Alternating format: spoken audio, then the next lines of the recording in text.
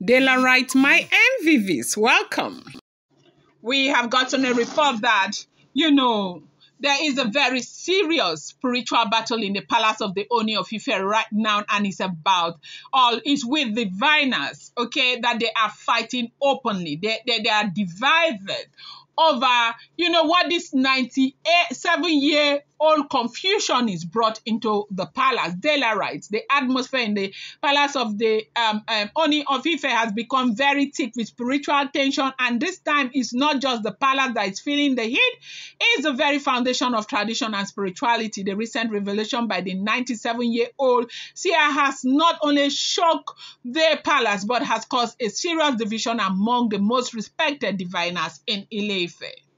We are all aware how this whole thing started when the Seer boldly declared before a sacred council that Queen Naomi does not mainly live in the Ooni of Ife's heart, she lives in his blood. That statement alone has shaken the spiritual community to its core. It was more than poetic, it was prophetic, and with it came a wave of conflict among the diviners who are now openly disagreeing, and some agreeing, fighting over, the meaning and truth of what has happened. One camp of diviners, those who have, long believed in Queen Naomi's divine appointment, stood up and clapped in agreement. They say what the old man said is not only true, but it explains every mystery that has surrounded Naomi and the Ooni's relationship. According to them, when a woman is spiritually tied to a man's blood, not even distance, divorce, or time can erase that connection. They insist this is not ordinary love, it's not infatuation, it is not politics, it is a deep-rooted ancestral binding, something that was sealed before anyone ever saw it with physical eyes. This group of diviners believe that Naomi is not just a queen in title. She is a carrier of something secret within the Ooni's lineage. They say she was marked for the throne long before the Ooni ever laid eyes on her, and that's the connection. Is so deep, beyond emotion. It flows in his vein, in his destiny, and in the spiritual DNA of the kingdom. But then came resistance. The second group of diviners stood up angrily, refusing to accept the seer's word. They shouted that it is dangerous to speak such things out loud, that is disrespect, that the Ooni's other queens and disrespect to other Oloris, and it's creating spiritual instability in the palace. According to them, the idea that one woman could be so deeply tied to the king's blood is not only misleading, but could stir jealousy, rebellion, and cause evil in the palace. They claim the Ooni is a king of all people, not a man to be emotionally or spiritually imprisoned by one woman, no matter how favored. They say love is one thing, but the throne must remain neutral and accessible in their opinion. This talk of living in his blood gives Queen Naomi a level of control that is dangerous, even if not spoken. Drama that is going on in the palace is not a small thing, and you do know that. The second full moon ritual is coming. The devil is working overtime to cause instability so that they will scatter, but they will not succeed. That's when the shouting match broke out. Witnesses say there was real chaos in the room. For the first time in years, diviners who are usually calm, composed, and highly respected were yelling, pointing fingers, and calling each other liars and deceivers. Some were saying the 97-year-old man was too old and confused. Others said no one has seen things that younger eyes can even understand, okay? One younger diviner tried to calm things down and said, we mustn't take this literally. It may not mean physical blood. It could mean lineage, legacy, or spiritual entwinement. But even that didn't work. The elders who spoke first stood by his word and even added more, saying, you are all wasting your time arguing over wives. Naomi is not just a wife. She is the covenant itself. The Ooni is not just in love. He is sealed. When his blood flows, it carries her name. Now, why is this such a big deal? I know you may want to ask. They said that as the Ooni of Ife, you cannot do blood oath.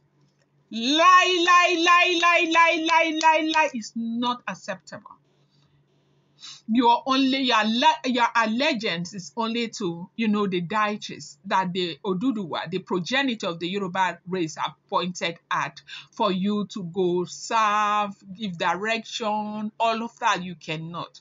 So basically, what they are trying to do is this huge level of conspiracy that will not only affect only Olori Naomi, it will also affect the Ooni of Ife. Imagine when they come and sit on their stool and start dragging whether he did blood oath or he did not do blood oath, because that is something that is usually very private, right? Anybody, have you ever seen anyone who has been accused of doing such a thing? You know that it's usually like a very top secret, okay? So I don't know who went to go and tell this diviner, this Baba, this thing that he is beginning to say now. We know from time to time, sparingly, on a passing, people have suggested that and all of that, but there's never a time anyone has come out to confirm that there's something like that. They said the division did not end there. Some of the Ooni's close advisors who heard about the fight immediately summoned a few of the diviners to clarify the situation. They are afraid. Why? Because if this story spread to the public, it could change the entire, perception of the Ooni's household. It could cause unrest among otherwise. Some of them are already feeling marginalized, and above all, it's going to cause so much unrest with the elders. Some of them, they are not with the Ooni of Ife. They don't even want him. They feel like, why is he there? He shouldn't there. All those, they are rolling houses and all of that. They'll use this as though the Ooni of Ife has committed an abomination and all of this.